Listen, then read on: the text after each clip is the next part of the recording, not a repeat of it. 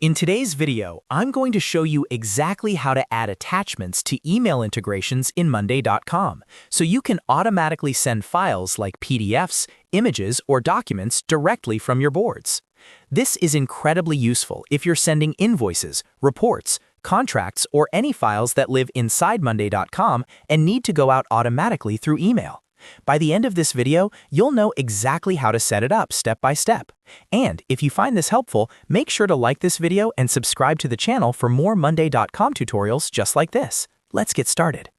First, log into your Monday.com account and open the board where you want the email integration to work. Attachments in Monday.com are typically stored inside a Files column, so before setting up the automation, make sure your board has a Files column added. If it doesn't, click the plus icon to add a new column and select Files from the column types. This is where your documents will live.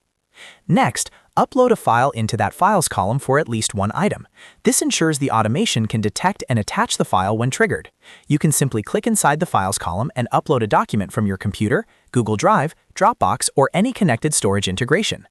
Now that your file column is ready, go to the top right of your board and click on Automate.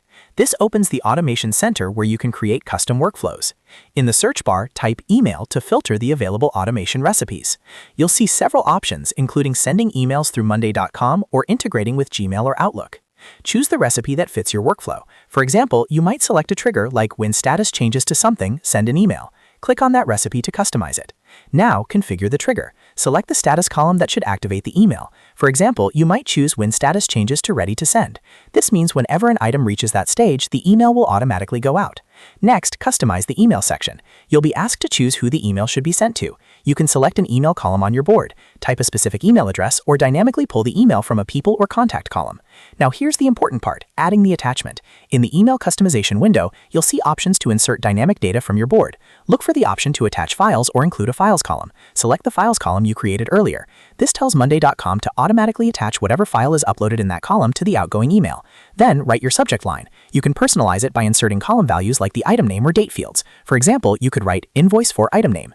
This makes each email feel customized and professional. In the email body, type your message. Again, you can use dynamic fields to automatically pull in information from the board, such as customer name, project details, or due dates. This keeps everything automated and reduces manual work.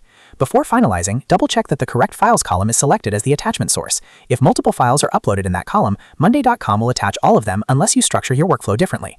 Once everything looks good, click Create Automation. Your integration is now live.